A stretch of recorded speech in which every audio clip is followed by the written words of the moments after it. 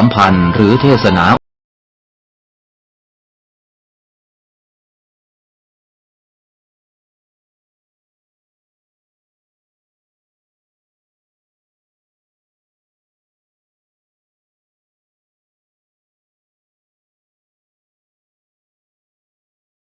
ดีที่สุด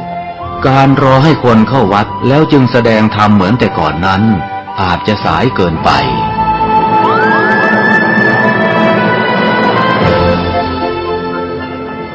เราควรใช้สื่อนำธรรมะเข้าไปให้ถึงภายในบ้านโรงเรียนองค์กรต่างๆให้มากที่สุดการใช้สื่อจะทำให้ผ่อนแรงและประหยัดทั้งคนและเวลา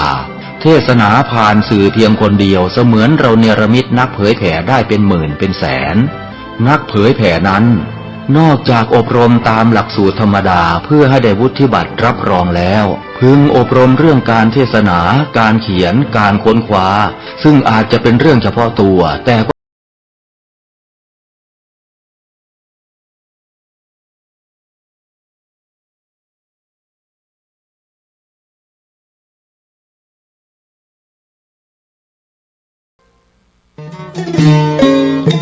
ข่าวสารเพื่อการประชาสัมพันธ์ขอเชิญชวนผู้ใจบุญใจกุศลร่วมทำบุญทอดผ้าป่าสามัคคีประจำปีพุทธศักราช 2568 เพื่อบูรณะวิหารปูพื้นกระเบื้องไวนิลตารางเมตรละ 699 บาทจำนวน 150 ตารางเมตรทำโครงเหล็กป้องกันนกรอบวิหารราดพื้นเททรายล้างหน้าวิหารราวบันไดเหล็กสแตนเลสทาสี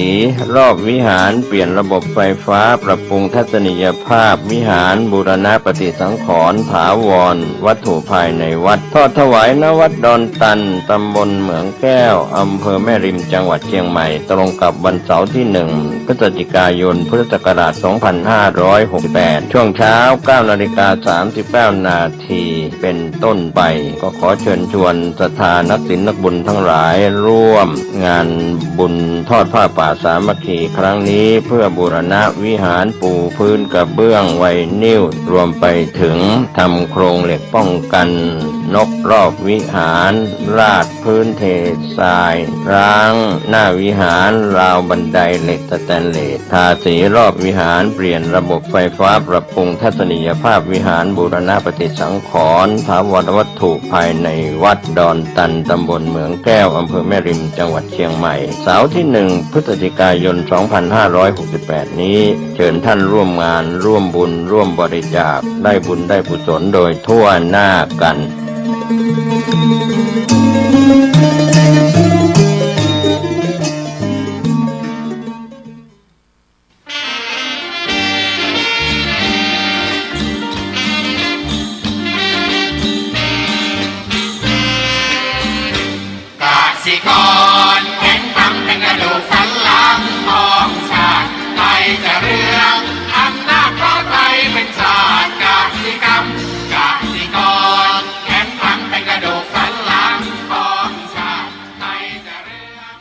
รายการต่อจากนี้ไปขอเชิญท่านผู้ฟังทุกท่านเข้าสู่รายการดีมีคุณค่าน่าติดตามรายการเกษตรเพื่อชีวิตดำเนินรายการโดยกลุ่มรักเกษตรประสานงานโดยนายพิชัยคงพิทักษ์คณะเกษตรมหาวิทยาลัยเชียงใหม่หมายเลขโทรศัพท์053944030ขอเชิญทุกท่านติดตามรับฟังได้ณบัดนี้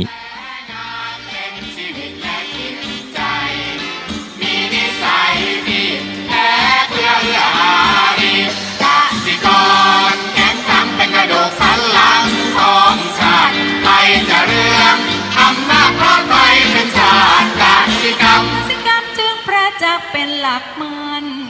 อาชีพสำคัญผู้ไทยที่ไรสีใครจะเก็บใครจะแข็งแรงทวี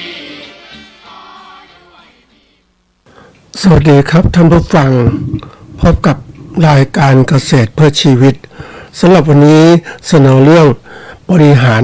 เศรษฐกิจ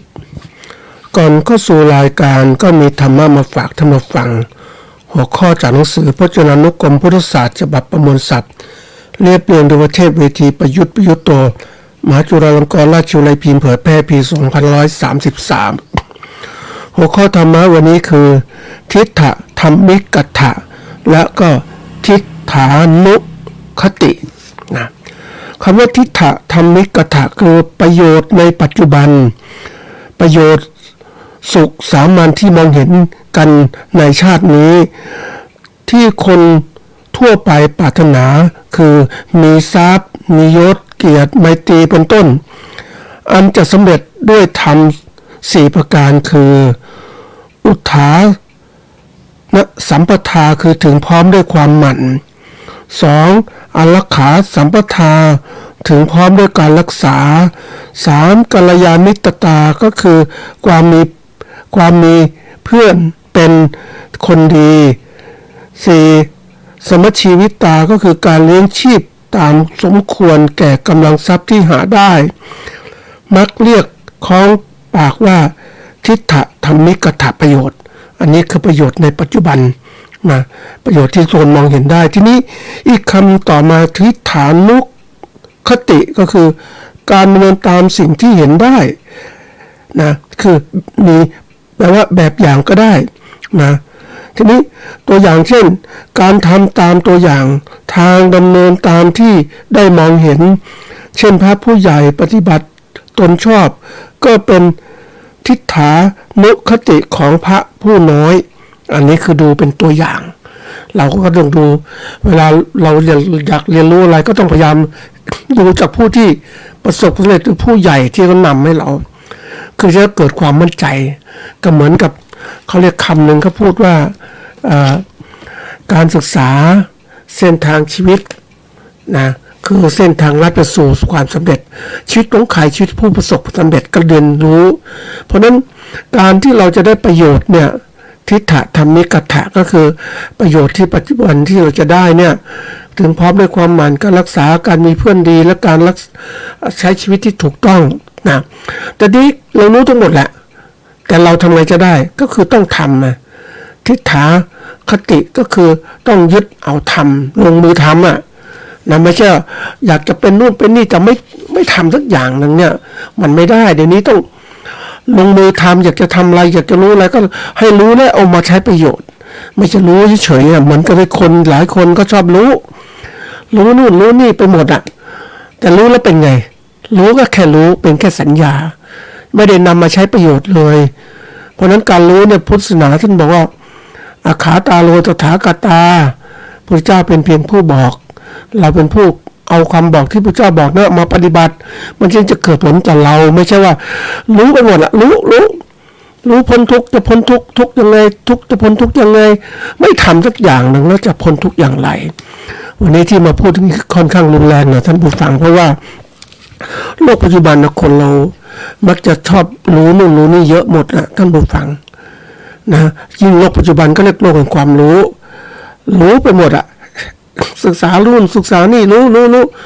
แล้วก็ไม่ทำอ่ะไม่ทำตามที่รู้มันไม่เกิดความเข้าใจนะที่แท้จริงเหมือนว่าคนพูดว่านะในเศรษฐกิจพอเพียงอันดีงูดีอย่างนี้ลงมือทำหรือยังล่ะมันดีพอเพียงจริงไหมเป็นอย่างไรมันต้องรู้ให้ลึกเข้าไปในนั้นอีกทดลองดูก่อนได้เขาให้ความรู้ครบไหมเนี่ยต้องศึกษาเหมือนเราเองนะศึกษาพระพุทธศาสนาเนี่ยอริยสัจสี่เนาะเราก็รู้แล้วความจริงแท้4ประการนะการเรียกว่าสุขทุกข์สมุทัยนิโรธมรรคนี่คนส่วนใหญ่มรรคเนี่ยมันก็ต้องดูมรรคองค์8สัมมาทิฏฐินี่สัมมาทิฏฐิของปุถุชนหรือเปล่าล่ะมันต้องดูอีกของกัลยาณมิตรไม่คือของอริยชนความหมายคือเราเข้าใจทั่วไปอย่างนั้นแต่ความหมายลึกๆเนี่ย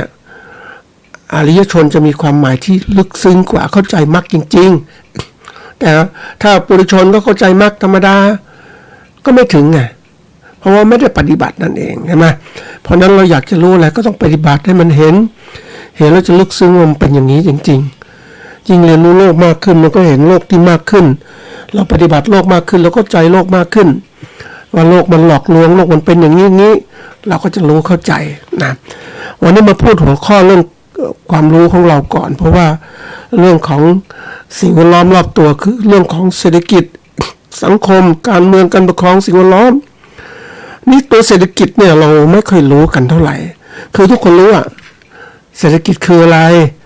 แล้วก็รู้แต่นั้นแหละแต่ไม่ได้ทำวันนี้มาพูดเศรษฐกิจจะมีความหมายนะความหมายของคำต่างๆมันมีความหมายทั้งการบัญชีการโฆษณาการเงินการบริหารทรัพยากรมนุษย์การบริหารการตลาดการพฤติกรรมองค์กรและการผลิตแล้วก็วิจัยธุรกิจมันมีความหมายศัพท์ตัวเดียวกันนี่แหละก็มีความหมายลึกซึ้งเหมือนกับมรรคของเรานี่แหละมรรค8มันมีความหมายของปุถุชนกัลยาชนอริยชนเนี่ยมันจะแตกต่างกันเห็นไหมเพราะนั้นวันนี้ต้องบรรลุซึ้งว่าทุกคนบอกรู้แต่รู้ระดับไหนล่ะ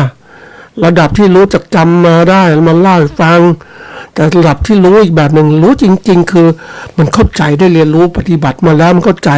นี่คือของจริงที่เกิดแล้วเรามาใช้เป็นประโยชน์ได้อย่างไรนะวันนี้มาดูความหมายของเราพูดหัวข้อวันนี้คือเรื่องของเศรษฐกิจเขาเรียกเศรษฐกิจการบริหารเศรษฐกิจนะอันนี้คือถ้าเราพูดเศรษฐกิจเราก็รู้นะท่านผู้ฟังแต่เราพูดถึงความหมายคือบริหารเศรษฐกิจนะบริหารเศรษฐกิจคือคำว่าบริหารคือการจัดการทรัพยากรเพื่อให้บรรลุความสำเร็จนะจัดการทรัพยากรให้บรรลุความสำเร็จที่เราต้องการคำว่าเศรษฐกิจคือนะการความหมายก็คือมันจะมีความหมายในที่นี้เอาความหมายของเศรษฐกิจคือในเรื่องบริหารคือสภาพแวดล้อมด้านเศรษฐกิจที่เกี่ยวข้องกับประเด็นต่างๆประเด็นที่หนึ่งคือเงินทุนทุกองค์กรต้องการเงินทุนเพื่อลงทุนในด้านเครื่องจักรอาคารสินค้าคงเหลืออุปกรณ์เครื่องมือต่างๆนี้มองในแง่เงินลงทุนจำเป็นต้องใช้ทรัพยากรเงินมาจัดการต่างๆนะ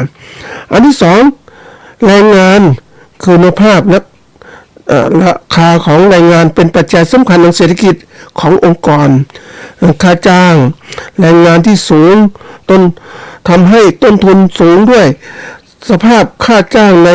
สหรัฐอเมริกาและยุโรปหลายประเทศคือปัญหาด้านต้นทุนสูงในการผลิตสินค้าเนี่ยนะอันนี้เป็นตัวอย่าง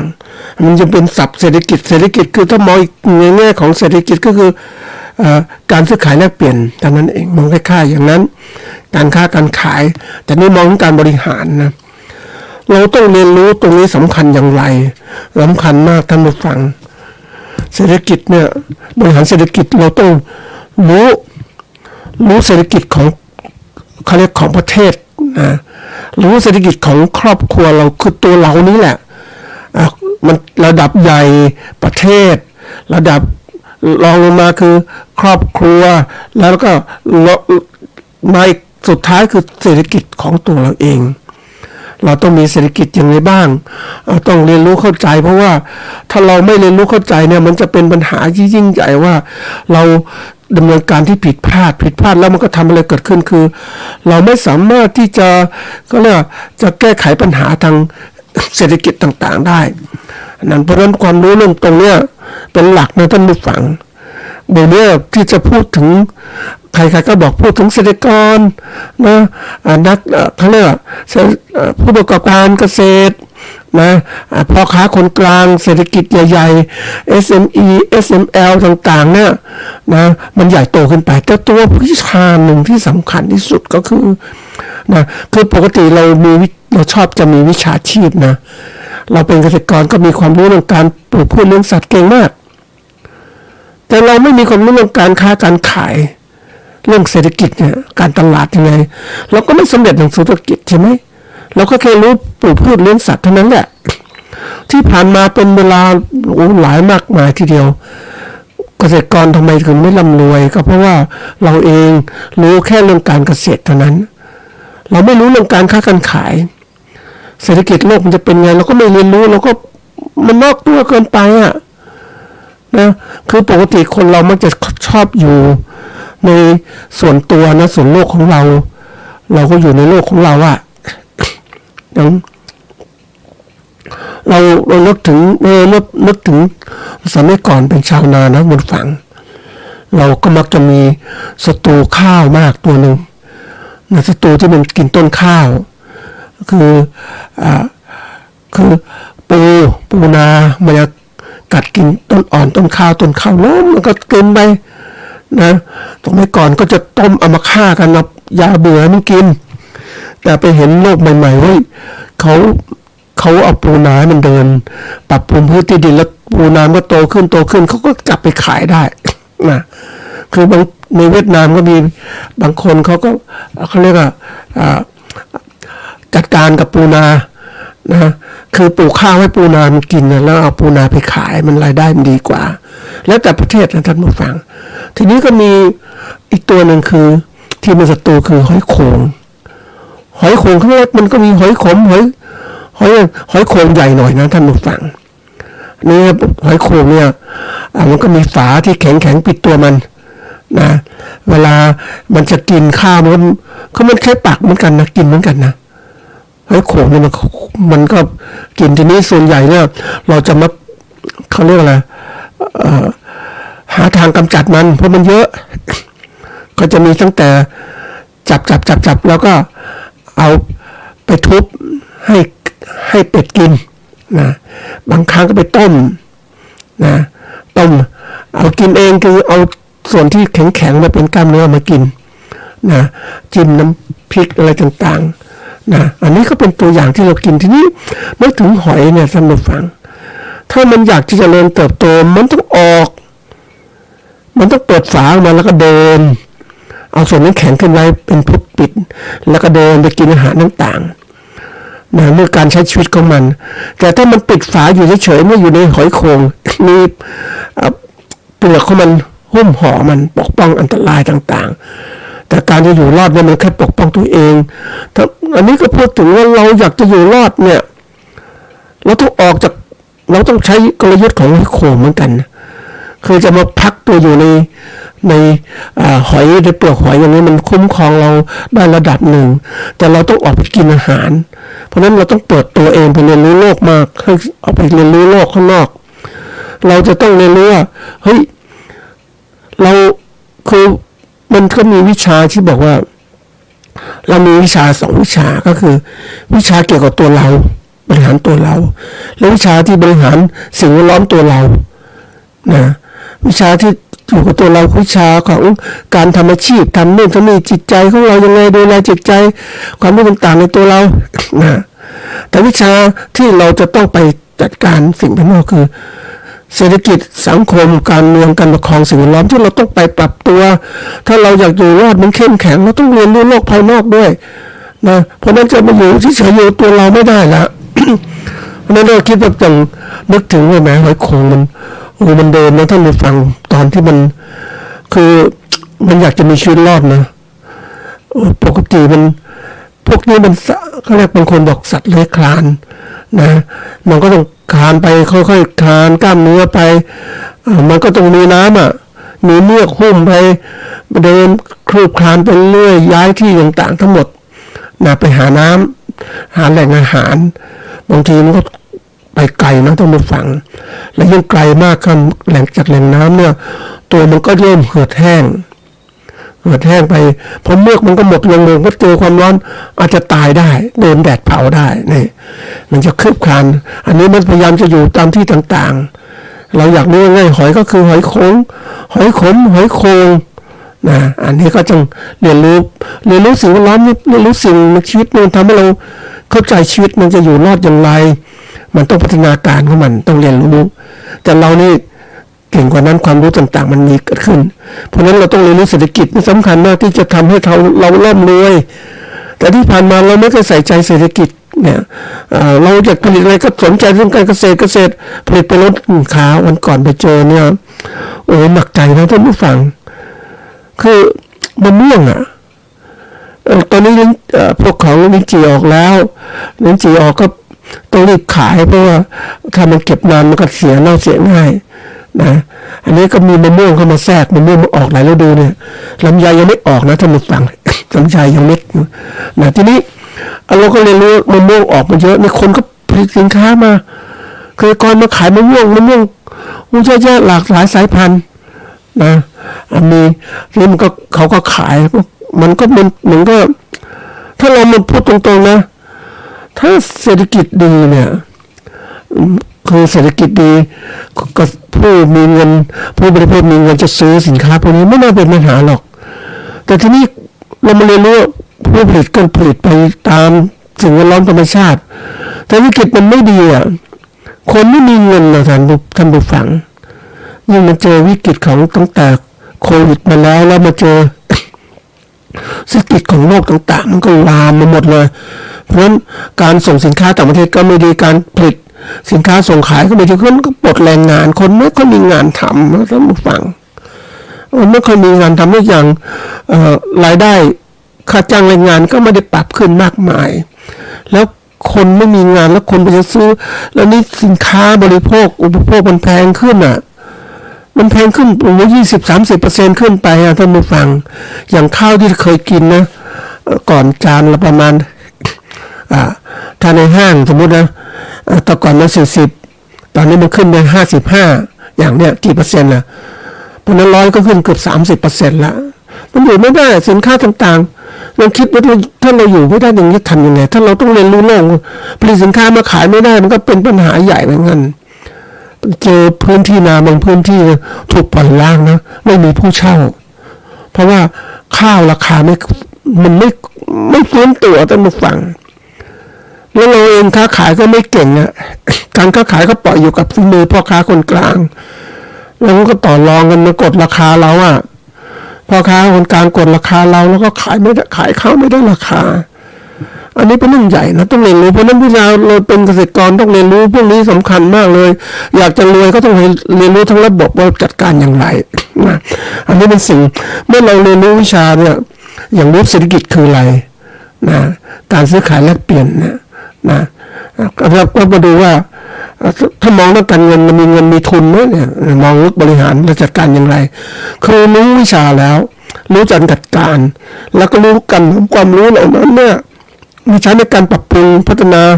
ธุรกิจของเราให้มากขึ้นท่านอยากจะเป็นเกษตรกรผู้นำหรือผู้ประกอบการธุรกิจท่านต้องเรียนรู้เรื่องของตรงนี้ให้มากขึ้นเศรษฐศาสตร์เป็นศาสตร์ของการวิชาการทางด้านเศรษฐกิจมันมีศาสตร์นะท่านผู้ฟังแต่คนในส่วนใหญ่มันก็มันยุ่งยากอย่าไปเรียนรู้มากเอาแค่นี้แหละยิ่งเฉพาะมาเจอเกษตรกรรุ่นเก่าๆเนี่ยอายุไม่มากนะรุ่นเดียวกับผมเนี่ยในก่อนไม่เคยเรียนรู้พอแล้ววิชาตัวนี้มันเหลือคือทำให้มันดีกรมแนวตาทำไม่ดีมีความรู้ลูกกระจ่างอย่างเดียวแต่เชี่ยวชาญจะเกิดผลมันเกิดผลจึงผลิตดีขึ้นแต่ถามตลาดไม่ดีเลยมันไม่กระจ่างเดี๋ยวนี้มันเป็นทั้งโลกนี้มันเป็นเมื่อก่อนแล้วก็บอกว่าสินคนมันไม่มากแล้วก็สินค้ามันในประเทศก็อยู่ในประเทศนั่นแหละมันได้ออกไปไหนมันมีการแลกเปลี่ยนเพราะนั้นเราก็ไม่ต้องเรียนรู้มากรู้เกษตรอย่างเดียวพอแต่นี้ไม่ใช่มันเป็นสหวิชาการคำว่าสหหลายๆวิชาการมาใช้ท่านผู้ฟังคงรู้ว่าอย่างวิชาที่เขาปัจจุบันเนี่ยเขาเรียกSTEM นะ STEM นะ S ก็คือเรื่องของวิทยาศาสตร์นะ S T ก็คือเทคโนโลยี E คือ economic นะแล้วเสร็จแล้วก็ M คือบริหารคณิตศาสตร์เนี่ยคณิตศาสตร์วิชาพวกนี้มันเป็นเรื่องสำคัญนะแล้วเราก็ต้องตามมาให้หมดเราดีแล้วมันหลายวิชาที่จะทำให้เราสำเร็จได้เราจะคิดว่าเอามองแค่นี้นะไม่คิดอะไรที่กว้างไกลเนี่ยนะมัน E ตัวเมื่อกี้เนี่ยบางคนก็จะบอกว่ามันเป็นเอนจิเนียร์คือความรู้เรื่องของการพัฒนาวิศวกรเนี่ยวิศวะสเต็มก็จะมองว่าวิทยาศาสตร์เทคโนโลยีวิศวะแล้วก็คณิตศาสตร์แต่ถ้าเรามองในแง่ของเอามาใช้ของเราก็คือตัวนี้ก็อาจจะเป็นเศรษฐกิจมองนี่ระบบบริหารให้มันเข้าใจมันที่ยกตัวอย่างนี้ก็มองว่ามันเป็นโลกปัจจุบันมันใช้วิชาการหลายวิชาการมากนะไม่ใช่ว่ากลมหน้ากลมตาอย่างเดียวจอดลึกอย่างเดียวนะคือถ้าจอดลึกอย่างเดียวสมมติว่าเอาเป็นโปรแกรมเมอร์อย่างเงี้ยเขามีความรู้เรื่องโปรแกรมก็ทำเรื่องเป็น เขียนโปรแกรมขึ้นมาเป็นซอฟต์แวร์ขึ้นมารู้เรื่องเฉพาะเรื่องอย่างนี้มันก็รู้เฉพาะนั่นแหละท่านผู้ฟังแต่จะรู้ลึกๆเนี่ยมันไม่ได้มันรู้มันไม่สามารถจะมีอาชีพอื่นคือถ้าเป็นโปรแกรมเมอร์ก็เป็นโปรแกรมเมอร์ตลอดชีวิตตัวเองใช่ไหมอันนี้เป็นตัวหนึ่งที่ต้องคิดแหละเพราะว่าถ้าเราอยากจะเรียนรู้โลกกว้างมันจำเป็นอย่างยิ่งที่ต้องอาศัยวิชาการต่างๆมากขึ้นกว่าเดิมเราอยากจะรู้ตรงนี้ต้องพยายามศึกษานะเพราะว่าถ้าเราอยากจะเก่งมากขึ้นเนี่ยมันชีวิตของเรามันต้องลื่นไหลนะท่านผู้ฟังถ้าไม่ลื่นไหลมันก็ติดกับนะเหมือนนึกถึงปลาเนาะปลาไหลเนี่ยมันไม่ธรรมดานะท่านผู้ฟังมันมีเมือกหุ้มห่อตัวนอกจากพฤติกรรมมันเก่งหรือปลาดุกอย่างเนี้ยมันก็มีเมือกนะมีเกล็ดบางทีก็มีเกล็ดทำให้มันลื่นไหลไปหลบเลี่ยงศัตรูจับก็ไม่ได้นะอันนี้เป็นตัวอย่างชีวิตของเรานะความรู้ของเราจะทำให้เราอยู่รอดก็ต้องมีความรู้หลากหลายมากขึ้นนะอย่าไปคิดว่ารู้เฉพาะแค่นี้พอมันไม่ได้ลูกปัจจุบันในตอนแรกๆก็คิดอยู่เหมือนกันนะท่านผู้ฟังว่าเราถูกผลิตมาให้มีความรู้เรื่องการเกษตรเกษตรยังไงเกษตรเราก็ไม่สนใจเรื่องเศรษฐศาสตร์ในเรื่องการค้าการขายการเงินการบริหารธุรกิจเราจมอยู่ในเกษตรอย่างเนี้ยเดี๋ยวนี้มันไม่ใช่มันคนที่เขาสำเร็จท่านผู้ฟังเดี๋ยวนี้เขาไปเรียนอะไรเขาอาจจะมีความรู้เรื่องของเป็นโปรแกรมเมอร์เป็นคณิตศาสตร์เป็นวิศวะแต่ก็ต้องมีความรู้เรื่องบริหารนะเดี๋ยวนี้วิชาการที่ขายได้ดีมากคือบริหารธุรกิจเนี่ยบริหารต่างๆเนี่ยเขาก็เอาความรู้พวกนี้ไปเสริมเข้าไปเพราะถ้ามันอยู่อย่างเดียวไม่ได้มันต้องใส่อื่นเข้ามาเหมือนป่าไม้ท่านผู้ฟังป่าไม้มันอยู่มีชนิดไม้เดียวกันก็แข่งขันชนิดเดียวกันมันก็ไปด้วยกันแต่ป่าจริงๆมันไม่ใช่ป่ามันมีพืชพันธุ์ไม้ที่หลากหลายอยู่ด้วยกันมันสร้างความรู้นี้เกิดขึ้นเราเองอยากอยู่รอดธุรกิจต้องมีความรู้ที่มากขึ้นอันนี้มาดูว่าทำยังไงดีเราจะจัดการเรียนรู้ตรงนี้มากขึ้นนะก็ต้องไปศึกษามากขึ้นนี่ทีนี้ที่พูดถึงว่าความสำคัญของเรื่องนี้คือการบริหารเศรษฐกิจการบริหารเศรษฐกิจนะเศรษฐกิจมันเป็นวิชาบริหารการเงินต่างๆลงทุนต่างๆอย่างเนี้ยโลกมันแข่งขันกันที่บอกว่ามันแข่งขันกันมากจริงๆนะท่านผู้ฟังตั้งแต่แข่งขันเรื่องการต้นทุนต่ำที่สุดนะจำนวนมากต้นทุนต่ำแข่งขันเรื่องของขอบขายที่กว้างขวางคุมกันได้มากที่สุดก็ขายกว้างขวางก็สามารถเก็บได้บริหารเรื่องเวลาความรวดเร็วในการทำงานต่างๆต้องเร็วกว่าเดิมคุณมันจะไปทำงานเก่งแต่คุณทำงานช้าต้นเต้นคุณขายไม่ออกขายไม่ทันน่ะใช่ไหมแม้คุณจะมีฝีมือดีแต่ขายมันช้าใช่ไหมมันต้องเปลี่ยนแปลงเร็วมากเลยเพราะนั้นการคิดต่างๆเนี่ยคิดทำให้เร็วทำให้ใหญ่มีเครือข่ายต้นทุนต่ำที่สุดมันจะแข่งขันกันได้นี่อันนี้มาดูว่าอยากจะพูดความกว้างซะก่อนนะกว้างนอกตัวก่อนแล้วก็ในตัวนะอันนี้เรามาดูว่าตอนเนี้ยคนไม่ค่อยสนคือกลัวแล้วคนส่วนใหญ่เกษตรกรก็ไม่รู้เรื่องตรงนี้วันนี้จะพูดของสงครามเศรษฐกิจมันอันนี้ข้างนอกนะกำลังสู้กันขนาดนี้สงครามเศรษฐกิจคือการต่อสู้หรือแข่งขันระหว่างประเทศโดยใช้มาตรการทางเศรษฐกิจ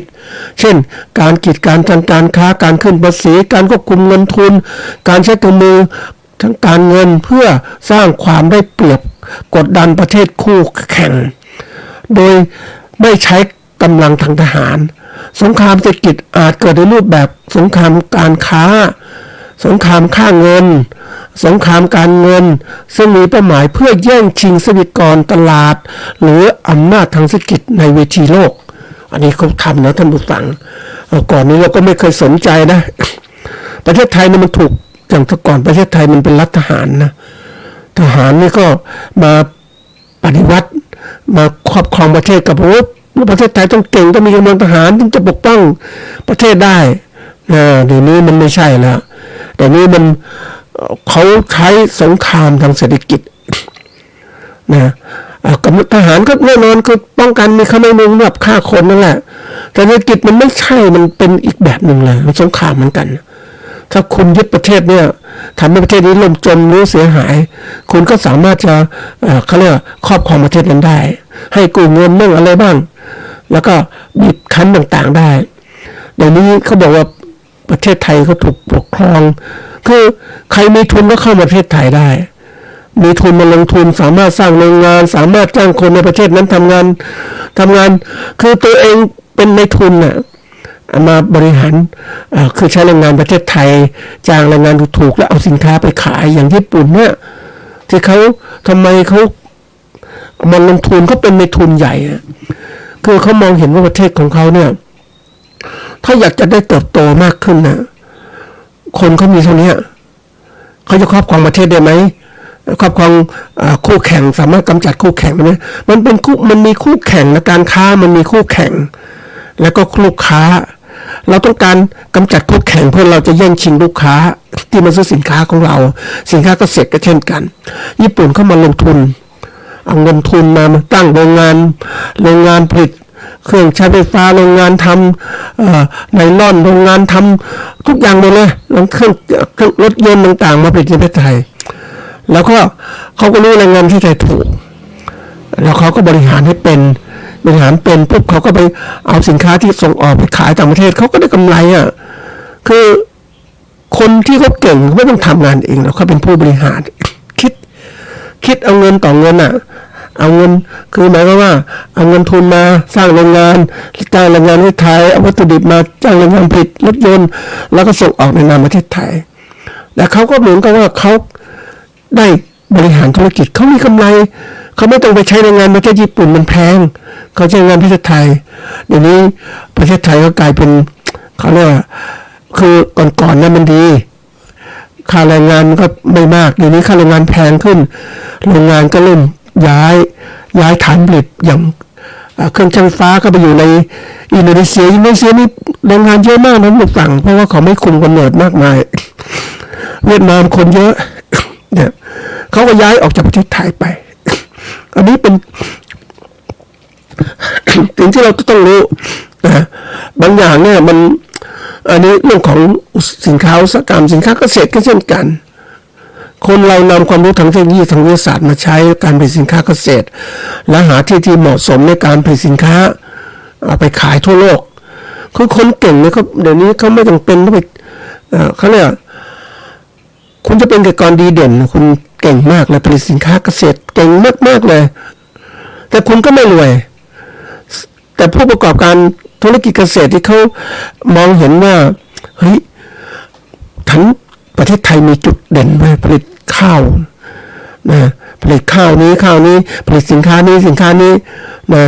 ไอ้นี่มันเป็นบริษัทนะบริษัทใหญ่มันคือต้องจำไว้อย่างหนึ่งคือการที่มีเครือข่ายอันนี้มันคุมการตลาดใช่ไหมมันก็ไปบริษัทใหญ่นี้ก็ไปซื้อสินค้าซื้อข้าวที่ดีที่สุดตัวนี้แล้วมาติดในนามของตัวเองเป็นยี่ห้อตัวเองไปผลิตไปเจอเขาเรียกอาหารทะเลยี่ห้อนี้ดีจ้างผลิตมาในนามตัวเองนะเพราะนั้นสินค้า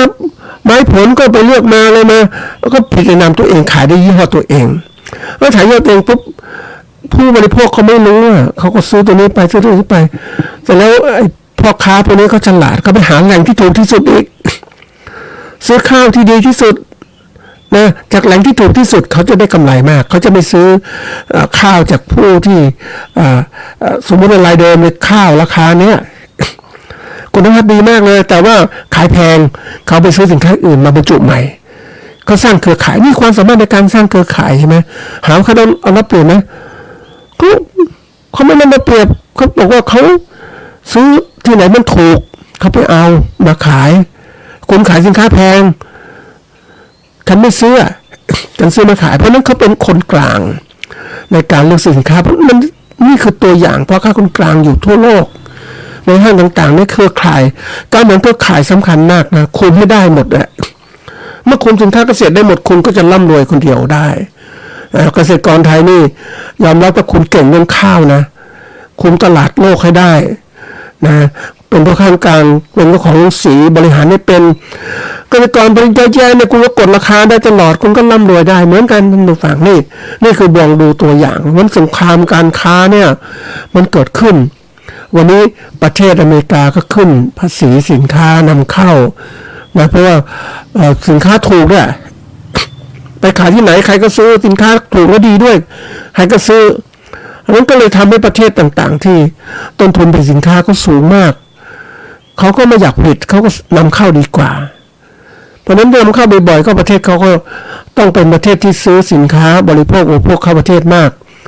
ก็เกิดการขาดทุนการค้าเกิดขึ้นประเทศที่เป็นบริโภคอย่างเดียวมีเงินบริโภคจะถามว่าคุณมีจุดแข็งประเทศอะไรบ้างเหมือนอาร์เจนตินาท่านผู้ฟังคือมีน้ำมันดีมากราคาไม่ต้องทำลายประชาชนมีเงินรัฐบาลแจกไปบริโภคเพราะนั้นไม่สร้างสินค้าตัวเองแล้วก็น้ำมันถูกแล้วทำยังไงเห็นไหมก็เกิดปัญหาเกิดขึ้นนั่นแหละวันนี้สงครามการค้ามันเกิดขึ้นแล้วก็บางประเทศก็สามารถครอบครองคือมีอิทธิพลในประเทศเขาไปลงทุนปุ๊บเขาก็คุมหมดแหละอย่างนึงคุมอะไรเศรษฐกิจของประเทศนั้นนะเหมือนว่าเกษตรกรไทยเนี่ยเอาง่ายๆนะสมมติผลิตสินค้าเกษตรมาขายนะแต่เราไม่เก่งเรื่องการตลาดแต่มีบริษัทหนึ่งมันเก่งเรื่องการตลาดมันก็เป็นสินค้าเหมือนเกษตรกรนั่นแหละนะเอาสินค้านี้ขายแข่งกับเกษตรกรขายปลีกอ่ะแต่เขาขายปลีกขายส่งก็คุมหมดเลยเขาก็ร่ำรวยเลยก็คุมผูกขาดได้เดี๋ยวนี้ประเทศที่เขาก้าวหน้าท่านผู้ฟังในเรื่องของทุนนิยมเขาก็เอาทุนไปลงทุนทำสินค้าต่างๆทั่วโลกเขาจึงร่ำรวยอ่ะแต่ประชาชนในประเทศนั้นเนี่ยถ้าไม่บริหารให้ถูกต้องก็จะยากจนต้องพึ่งเขาก็เป็นหัวคิวยังนึกถึงไอ้พวกของบริหารโลจิสติกส์ในการส่งสินค้าทั่วไปในปัจจุบันเนี่ยไม่ว่าจะเป็นรับส่งคนเป็นแท็กซี่ออนไลน์ส่งอาหารออนไลน์ต่างๆไอ้ตัวที่ทำเนี่ยก็คือพ่อค้าคนกลางไอ้ตัวกลางก็คือพวกคิดโปรแกรมแอปพลิเคชันก็นั่งกินหัวคิวคิด30% 20%อะไรแต่โปรโมทให้คนมาใช้แต่คนใช้บ่อยๆเนี่ยมันก็เลยกลายว่าติดกับการใช้เหล่านี้เป็นภารกิจนึกถึงประเทศญี่ปุ่นที่เขาทำตัวนี้มานานไอ้พวกทำซอฟต์แวร์พวกนี้เขาร่ำรวยนะทีนี้คนเราค่าใช้จ่ายมันก็สูงขึ้นใช่ไหมเพราะว่าใช้อะไรทำกินอะไรสบายๆอยากกินอะไรก็สั่งกลายเป็นว่าเศรษฐกิจมันค่าของชีพมันสูงนะท่านผู้ฟังเพราะว่าเราอยากสบายมันต้องมีการลงทุนอันนั้นบางทีมันก็กลายเป็นปัญหาใหญ่ในอนาคตเหมือนกันนะอันนี้เรามาถึงว่าเศรษฐกิจสงครามเศรษฐกิจมันเกิดขึ้นมันแย่งชิงทุกประเทศแหละท่านผู้ฟังแล้วเราเนี่ยอยู่บนเวทีโลกเนี่ยเราผลิตสินค้าเกษตรสินค้าอุตสาหกรรมเนี่ยเป็นสินค้าที่ในทุนเขามาลงทุนไว้เขาส่งไปนี่เราผลิตสินค้าเกษตรแล้วระบบการค้าเราไม่เป็นเราก็จะอาศัยรายใหญ่เป็นในทุนส่งออกไปสู่ต่างประเทศอาศัยพ่อค้าอาศัยเจ้าของโรงสีส่งข้าวไปต่างประเทศเราก็ทำนี้มานานเป็น100 ปี300 ปี200 ปีแล้วเนี่ยก็จะก่อนรวยขึ้นไหมก็ยังอยู่อย่างนี้แหละแต่ถามว่าไอ้คนที่ร่ำรวยมันเป็นคนส่งจริงๆนะท่านผู้ฟังไปดูที่เขาส่งข้าวนะก็ดังส่งข้าวไปต่างประเทศอยู่ริมแม่น้ำเจ้าพระยาร่ำรวยจริงๆนะท่านผู้ฟัง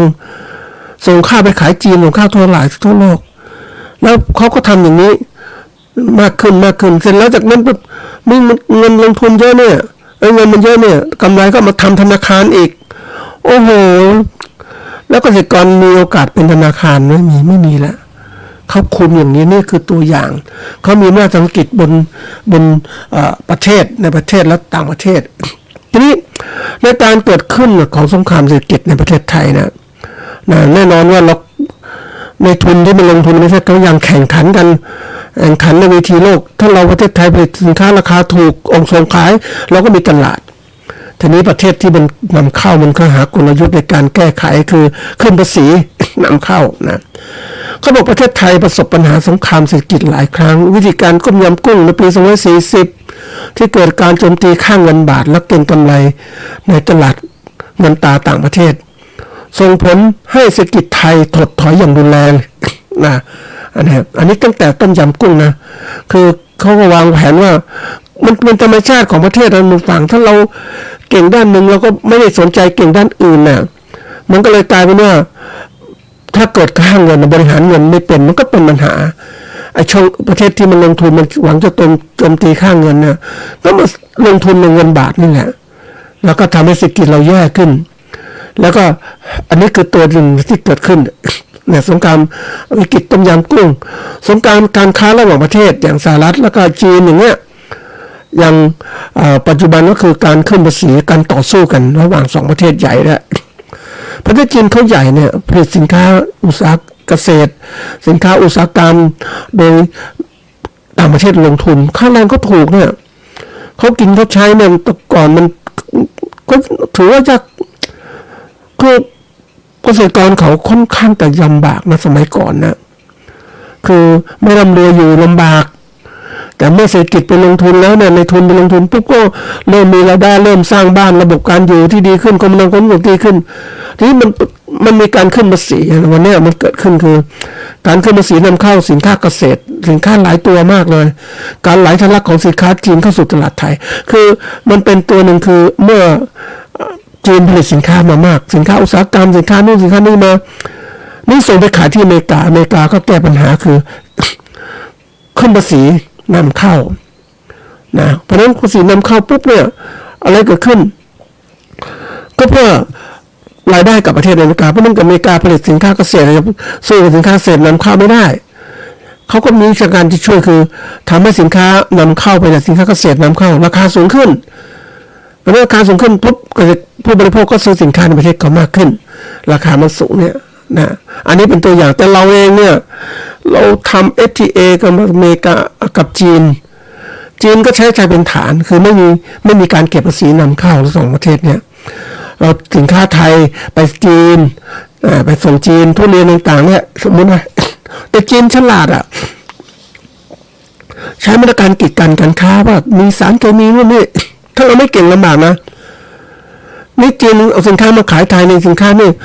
คือเราเองไม่ได้หวาดระแวงแล้วก็การตรวจสินค้าก็ไม่กับพิถีพิถันสินค้าจีนเขาก็มี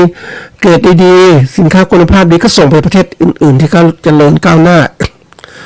ผ่านมาตรการกีดกันแต่สินค้าบางอย่างสินค้าตกเกรดเนี่ยก็มาประเทศไทยมันทะลักสินค้าจีนนี่สินค้าจีนทะลักสู่ตลาดไทยทุกตัวเลยสินค้าอิเล็กทรอนิกส์สินค้าอุตสาหกรรมหลายตัวสินค้าเกษตรก็มาอีกนะแอปเปิลอย่างเนี้ยตัวอย่างเนี้ยเชอร์รี่อย่างเนี้ย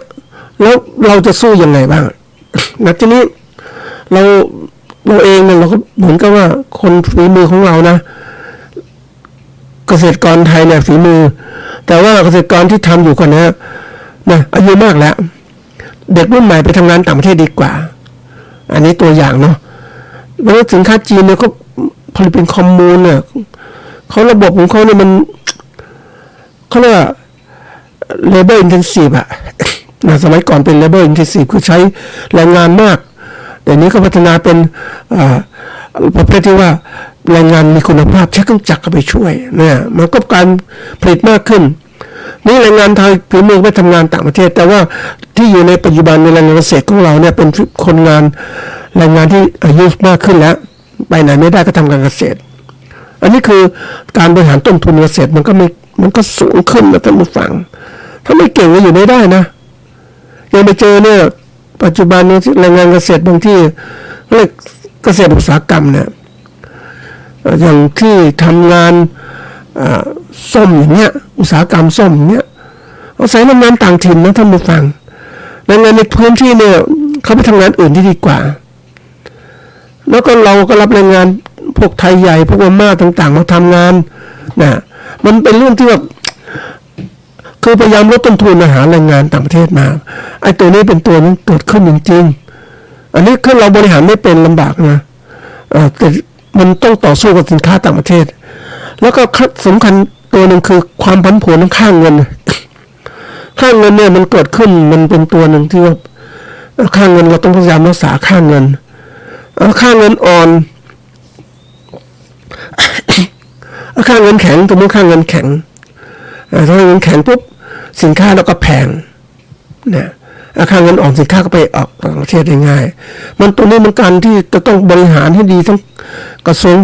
ทรวงการคลังธนาคารประเทศไทยต้องช่วยกันอันนี้มันไม่สามารถคุมได้มันก็เลยกลายเป็นว่าคือสินค้าบางอย่างคือค่าเงินมันแข็งอยากจะก็ติดกับอเมริกานะเพราะฉะนั้นค่าเงินอเมริกามันแพงแล้วก็ต้องแพงตามเขาอย่างเงี้ยการส่งสินค้าไปขายต่างประเทศก็ขายได้ยากประเทศญี่ปุ่นเป็นประเทศหนึ่งที่เขาค่าเงินเขาถูกนะถูกก็ขายสินค้าแรกๆสมัยนั้นเนี่ยสินค้าอิเล็กทรอนิกส์ถูกมากของญี่ปุ่นนะเพราะค่าเงินถูกๆเพื่อจะผลิตไปก่อนขายให้ได้ถูกที่สุดก่อนแล้วเขาไม่ได้กำไรมากนะเพราะมันถูกเนี่ยก็เพื่อจะยกระดับทำให้คนมีงานทำหลังจากนั้นการที่เขามีส่งสินค้าราคาถูกมาขายก็กำไรคู่แข่งในประเทศต่างๆสินค้าอิเล็กทรอนิกส์ของญี่ปุ่นก็ทำแบบนี้เสร็จแล้วเมื่อทำไปเรื่อยๆคู่แข่งไม่มีโรงงานผลิตสินค้าอิเล็กทรอนิกส์แล้วเขาก็เริ่มขึ้นราคาสินค้าเข้าไปเนี่ยอันนี้เป็นกลยุทธ์ธรรมดาที่มันมาฝังตัวมานานวันนี้จากญี่ปุ่นมาเป็นเกาหลีแล้วก็มาเป็นจีนวันนี้จีนเนี่ยคุมตรงนี้หมดแล้วในสินค้าทุกตัวแล้วเขาใช้กลยุทธ์ในการทำลายเศรษฐกิจทางด้านการเกษตรด้วยทุกตัวเพราะว่าอะไรเขามีความสามารถในการตลาดนะเขาแย่งซื้อสินค้าเกษตรของเราไปขายในญี่ปุ่นในจีนโดยตรงทำลายพ่อค้าคนกลางในประเทศเขาเป็นพ่อค้าคนกลางคนเดียวอย่างเนี้ยเนี่ยแล้วเสร็จแล้วเขาก็กดราคาเราได้เนี่ยอันนี้ตัวอย่างนะท่านผู้ฟังตัวอย่างเหตุการณ์การขึ้นภาษีนำเข้าในแน่นอนอเมริกาเราเห็นชัดเจนการเก็งค่าเงินบาทและการเคลื่อนย้ายการลงทุนอย่างรวดเร็วมันก็เกิดความผันผวนทางเศรษฐกิจของประเทศนโยบายเศรษฐกิจที่ชัดเจนขาดแรงงานทักษะสูงเนี่ยไม่ค่อยมีทำให้คนไทยเผชิญกับความเสี่ยงในการแข่งขันระยะยาวอันนี้เกิดแน่นอนนะระยะยาวเราสู้เขาไม่ได้วันนี้สินค้าบางอย่างเนี่ยเจอปัญหามากก็คือเรื่องของเขาเรียกว่าต้นทุนมันสูงนะท่านผู้ฟังเราผลิตสินค้าต้นทุนสูงจะสู้เขาได้ยังไงเขาบริหารจัดการที่เก่งนะแล้วก็บริหารอย่างเงี้ยเราเขาจัดการต่างๆทั้งหมดเนี่ยเราเองถ้าเราไม่รู้จักการจัดการตรงนี้ลำบากนะคือเราต้องการผู้นำที่เก่งสภาวะเศรษฐกิจแบบเนี้ยถ้าผู้นำไม่เก่งนะไปไม่ได้ผู้นำต้องเก่งนั่นมันกว่าจะได้ประชาธิปไตยบริหารอย่างเนี้ยมันถูกเป็นเขาเรียกประเทศเราบริหารโดยทหารนะทหารก็เก่งเรื่องการรบแต่เศรษฐกิจไม่ได้เรื่องนะอย่างเนี้ยเพราะนั้นมาเจอปัญหากว่าจะปลดภารกิจเศรษฐกิจจากเขาเรียกโควิดมาแล้วเนี่ยเผชิญปัญหาเศรษฐกิจเรามากหลายตัวนะแล้วยังมาเจอการแข่งขันทางการค้าอีกรัฐบาลยังไม่มั่นคงอีกโอ้โหไปกันใหญ่เลยท่านผู้ฟังเพราะวันนี้จึงเกิดที่ให้เรียนรู้ว่าทำยังไงการแก้ปัญหาตัวนี้นั่นบางทีว่าการแก้ปัญหาทางเศรษฐกิจของเราเนี่ยเราต้องมาดูว่าเฮ้ยแก้ปัญหาอย่างไรบ้างนะอันนี้การแก้ปัญหาเศรษฐกิจของประเทศต้องดำเนินการหลายมิติหลายอย่างนะคืออันที่หนึ่งการเจรจาระดับรัฐขอความร่วมมือระหว่างประเทศเจรจาเพื่อปกป้องบรรเทาผลกระทบจากมาตรการกีดกันงานค้าการขึ้นภาษีต่างๆระหว่างประเทศต่างๆทั้งหมดต้องเจรจาหาความร่วมมือกับประเทศในอาเซียนคู่ค้าหลักของเราในการเสริมสร้างเศรษฐกิจในภูมิภาคให้มันเข้มแข็งต้องเจรจาช่วยกันเพราะว่าประเทศเล็กๆมันจะสู้ใหญ่ไม่ได้วันนี้ใหญ่ก็จีนอเมริกาสู้กันนะแต่เราอย่างจีนเนี่ยเขาส่งสินค้าเข้าอเมริกาไม่ได้มันขึ้นภาษีใช่ไหมแต่จีนก็วางแผนเอาสินค้ามาเข้าประเทศไทยและในนามประเทศไทยเพื่อส่งออกก่อนเราก็ส่งออกอย่างนี้ในนามสินค้าประเทศก็เหมือนประเทศกำลังพัฒนานั่นแหละอเมริกาลดต้นทุนอันนี้เราเอาสินค้าพวกนี้ไปเขาก็เริ่มรวมสูบรู้ว่าเฮ้ยประเทศไทยเอาสินค้าอื่นเข้ามาสวมสิทธิ์นะอันนี้คือตัวอย่างนะอันต่อมาคือการสนับสนุนจะปกป้องธุรกิจในประเทศเนี่ย สนับสนุนภาคเอกชนให้รับผลกระทบเช่นมาตรการช่วยเหลือการเงินลดภาษีเงินอุดหนุนชั่วคราวต่างๆต้องช่วยนะอย่างวันนี้ SME เราลำบากมากนะผู้ฟังคือ SME ของเราเนี่ย เราไม่เก่งเรื่องการตลาดยิ่งเพราะว่าผันผวนธุรกิจเกิดขึ้นนะผู้บริหาร SME ที่มาจาก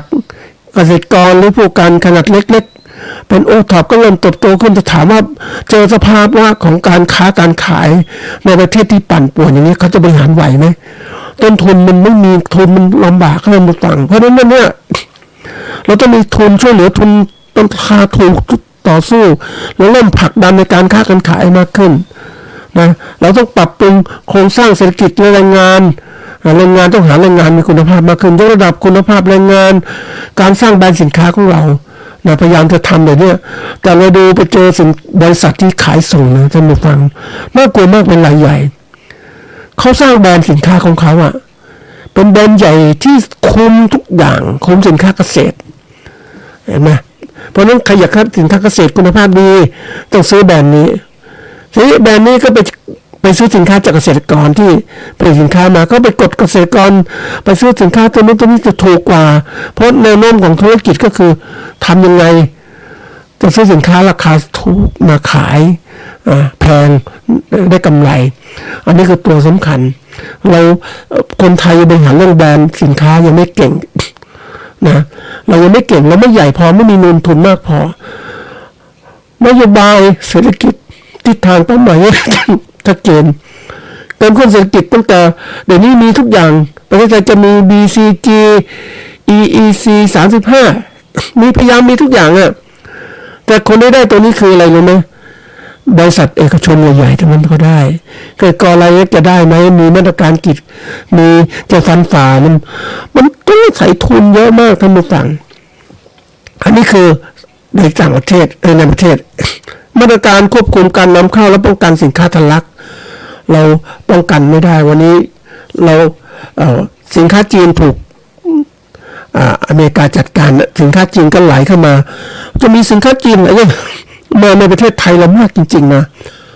แล้วเราป้องกันไหมเราป้องกันไม่ได้มันก็ไหลมา FTM ก็เข้ามาขนส่งเข้ามาเพราะเราไม่มีการกีดกันทางการค้าเกิดขึ้นเพราะนั้นเมื่อสินค้าจีนเขาไหลเข้ามาทุ่มตลาดเราจะทำอย่างไรอันนี้ไม่ใช่สินค้าอย่างเดียวนะท่านผู้ฟังคนจีนเนี่ยมาทำการค้าในประเทศของเราอะมาเป็นพ่อค้ากลางเปิดนู่นเปิดนี่ขายสินค้าแข่งเพราะฉะนั้นคนไทยถ้าไม่มีงานทำนั้นก็ตกงานอีกเห็นไหมนี่คือตัวอย่างความเสี่ยงเสถียรภาพต่างการเงินเนี่ยสูงมากเลยเงินทุนไหลเข้าไหลออกเลยคล่องเดี๋ยวนี้คนไทยไปลงทุนในเวียดนามในต่างประเทศเยอะแยะไปหมดที่ไหนดีเขาไปลงทุนแต่ถามไม่ลงทุนในประเทศมันผันผวนมันไม่ค่อยดีรายได้ไม่ดีลงทุนที่ไหนที่ดีกว่ามาตรการรับมือความผันผวนทางเศรษฐกิจของโลกเนี่ยเรายังไม่เก่งนะท่านผู้ฟังโดยภาพรวมแล้วสงครามเศรษฐกิจภัยคุกคามที่ซับซ้อนและผลกระทบต่อเศรษฐกิจไทยการแก้ปัญหาต้องอาศัยความร่วมมือระหว่างภาครัฐเอกชนประชาชนโดยเน้นการปรับตัวพัฒนานวัตกรรมและสร้างความแข็งแกร่งภายในและพันธมิตรทางธุรกิจทีนี้เราเองท่านผู้ฟังเราเองยังไม่เก่งเพราะอะไรรู้ไหมเราประเทศของเราเนี่ยปกครองโดยประชาธิปไตยไม่ได้นานนี้เองนะเราถูกเผด็จการครอบครองมานานเราไม่เก่งพัฒนาไม่ทันเราเหมือนก็ถูกครอบไปเฉยๆขาดการเรียนรู้โลกภายนอกที่มันวิกฤตการณ์โลกมันปัจจุบันมันเปลี่ยนแปลงเร็วมากท่านผู้ฟังมันเปลี่ยนแปลงเร็วจนต้องเราปรับตัวไม่ทันกว่าจะเข้ามาสู่ประชาธิปไตยโดยสมบูรณ์แบบในการที่จะทำให้มันไหลลื่นทางเศรษฐกิจการค้าแบบทุนนิยมมันเสมอภาคกันเนี่ยมันเริ่มมันปรับตัวเนี่ยคนมันก็